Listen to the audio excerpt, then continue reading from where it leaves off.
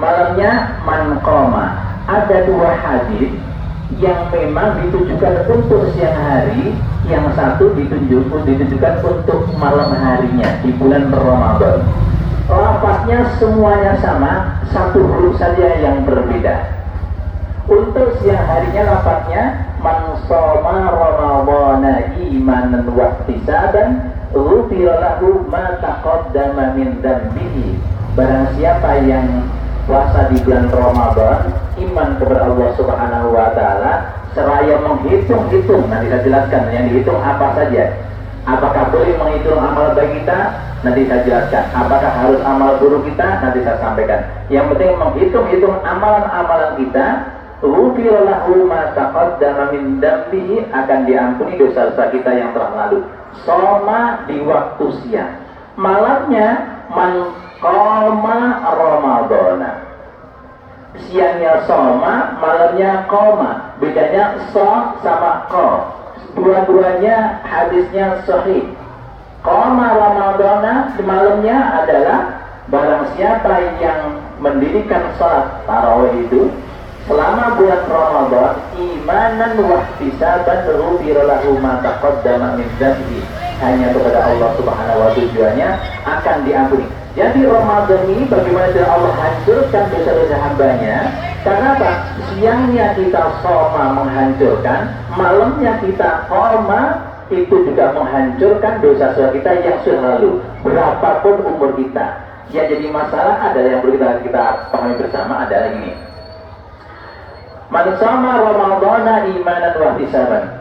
Kalau amal-amal hamba Allah Subhanahu wa taala selain puasa itu lahu, semuanya ada ukurannya. Misalnya nih, yang berinfak manja bil hasanati falahu asyru amsalha, itu ada di Al-Quran. Barang siapa yang melaksanakan satu kebaikan maka dia mendapatkan 10. Nah, Ramadan ini antara 10 sampai 700. Loh, Ustaz, yang 700 yang mana? Tuh, yang ayat masalah infak. Masalul ladzina yunfiquna amwalahum fi sabilillah kamathali habbatin ambatat sab'a sanabila bi kulli sumbulatin mi'atu habbah. Orang yang berinfak itu seperti hanya menanam satu benih, muncul 7, isinya per 700. Nah, di bulan Ramadan ini amal kita walaupun satu, pahalanya antara 10 hingga 700. Itu semuanya dasarnya sahih. Yang pertama adalah hadis, yang keduanya adalah Allah Subhanahu wa taala. Nah, yang perlu kita pahami lagi adalah imanan wa ihtisaban. Ini dia. Iman oke lah, kita tahu semuanya standar keimanan kita masing-masing. Kadang yazid, kadang yanqus. Yazid wa yanqus, naik turun, naik turun, naik turun. Itu kadang iman manusia, sama di mana-mana. Nah, ihtisaban jamaah rahimahullah, ma'asyiral hadirin, saya tidak berlama-lama insyaallah. Ihtisaban yang kita hitung-hitung itu silahkan, mau kita hitung amal baik kita silahkan, enggak apa-apa. Yang membaca Al-Quran setiap hari hanya bisa qul huwallahu ahad. Targetnya bukan berapa kali khatam. Lidah kita ini dihiasi sama ayat-ayat Al-Quran atau tidak. Karena banyak di antara kita ini yang membaca Al-Quran tidak bisa. Seterusnya apa? Yang bisa apa? Baca 24 jam. Qul huwallahu ahad. Bacanya kerja Yasin, Yasin. Itu saja. Satu huruf itu 10. Wala taqul alif lam mim harfan bal alifun, itu satu huruf, mim satu huruf. Nah, alif juga satu huruf, lam satu huruf, mim satu huruf. Itu kita lipat gandakan. Nah, kalau kita mau menghitung-hitung kebaikan kita, sudah luar biasa banyak kita Ramadan ini. Karena memang Ramadan itu rata-rata baru dengar nama Ramadan saja itu daya tariknya luar biasa. Yang tidak pernah ke masjid tertarik untuk masjid. Yang tidak pernah di shop pertama tertarik di shop pertama. Itu baru dengan bulan Ramadan itu. Yang tidak tertarik untuk tarawih tertarik untuk tarawih. Itu hebatnya Ramadan. Makanya Ramadan ini walaupun bukan syahrul qurum, Tapi ini kan syahrul Quran, syahrul Maghrib dan lain sebagainya. Jadi, Ramadan ini daya tariknya luar biasa karena menghancurkan semua kesalahan kita semuanya saat kita memang sudah menjalankan puasa siang hari. Tidak hanya puasanya saja, dan qoma sholat tarawih di malam harinya. Silakan atur sajalah. Semuanya bisa kita hitung ibadah kita ini, pahalanya kurang lebihnya seperti apa. Illa shaum, nih dia. Allah wanti-wanti. Kecuali puasa, Allah tidak pernah menentukan apa pahalanya. Kecuali puasa.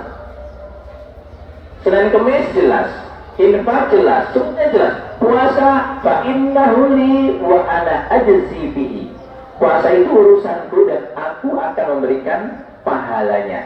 Bisa saja target akhirnya adalah ghufira lahu ma taqaddama min dzambi, kita akan diampuni ntar ya selama kita diterima oleh Allah Subhanahu wa taala dosa-dosa kita ini. Nah, yang harus kita waspadai adalah kita ini jarang-jarang sekali melihat kesalahan-kesalahan kita. Ma'asyiral hadirin, di surat Yasin dan di ayat Al-Quran jelas sekali. Kalau Yasin itu sering kita baca, al-yawma nakhtimu ala afwahihim wa tukallimuna aydihim wa tashhadu arjuluhum bima kanu yaksibun. Hari ini nanti pas kiamat, nakhtimu ala afwahihim, mulut kita dikunci. Yang ngomong siapa? Wa tashhadu arjuluhum, kaki ngomong, semuanya ngomong. Di luar itu jamaah rahimakumullah, ayo kita lihat. Idza zulzilatil ardu zilzalaha, itu ayat pertama. Wa akhrajatil ardu athqalaha, itu ayat yang kedua. Ya. Terus berikutnya, selanjutnya sampai ayat yauma idzin tuhadditsu akhbaraha. Ternyata yang akan menginformasikan kesalahan-kesalahan itu tidak hanya jasad kita saja, termasuk apa yang kita injak, termasuk apa yang kita gunakan, termasuk korban yang kita gunakan, tanda tangan, termasuk motor yang kita gunakan setiap hari, termasuk mobil yang kita gunakan setiap saat. Yauma idzin tuhadditsu akhbaraha.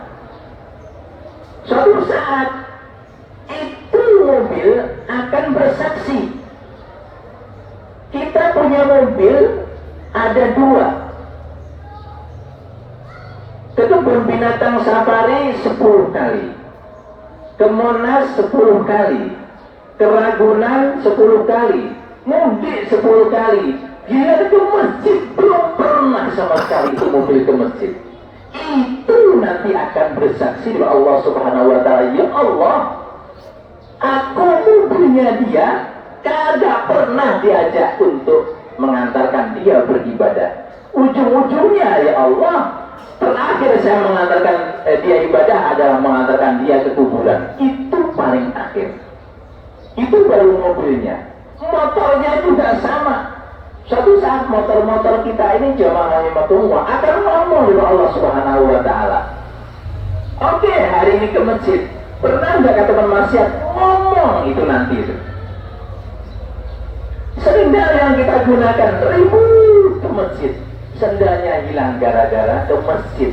Padahal itu Allah takdirkan itu adalah sendal satu-satunya saksi kunci pertama kali dia ke masjid dan terakhir dia ke masjid.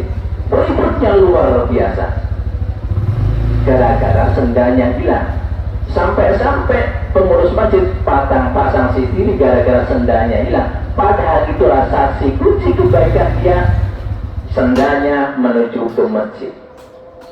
Dan semuanya di tanah yang kita injak, pakaian yang kita gunakan, Allah Subhanahu wa taala sampaikan, kalau ke masjid, khudhu zinatakum inda kulli masjidin. Kalau ke masjid dengan pakaian yang paling jelek, undangan aja cakepnya luar biasa, ke mall juga cakepnya luar biasa, maka Allah Subhanahu wa taala khudhu zinatakum. Mumpung ini menghadap Allah Subhanahu wa taala, Jangan sampai kalau kita ke kantor pakaian kita, jangan sampai kita kalau ke undangan pakaian kita, jangan sampai kita kalau dengan ke mall pakaian kita. Itu Allah. Dan nanti semua yang kita gunakan, semua yang kita miliki, termasuk pulpen kita yang untuk tanda tangan kebaikan atau enggak, bagi-bagi rezeki atau enggak di situ, atau untuk itu semuanya nanti akan dipertanggungjawabkan. Ternyata yang ngomong enggak cuma tangan kita, ternyata yang ngomong enggak cuma kaki kita, ternyata yang ngomong itu termasuk peci kita, termasuk mobil kita, termasuk motor kita, termasuk tanah yang kita injak saat ini, termasuk tanah yang kita duduki saat ini. Nanti akan menjadi saksi di depan Allah Subhanahu wa Ta'ala bahwasanya si A pernah menggunakan saya ke tempat maksiat, tapi si B pernah melakukan ini untuk beribadah kepada Allah Subhanahu wa Ta'ala. Itu ihtisab, artinya ihtasaba yahtasibu ihtisaban. Hitung silahkan, tapi jangan lupa yang terpenting adalah hitunglah amal-amal buruk kita. Tuba liman saghalahu aibu, dalam agama begitu. Maka beruntunglah orang-orang yang disibukkan dengan aibnya, an uyubin nasi, dari dosa-dosanya orang lain. Itu kata kunci.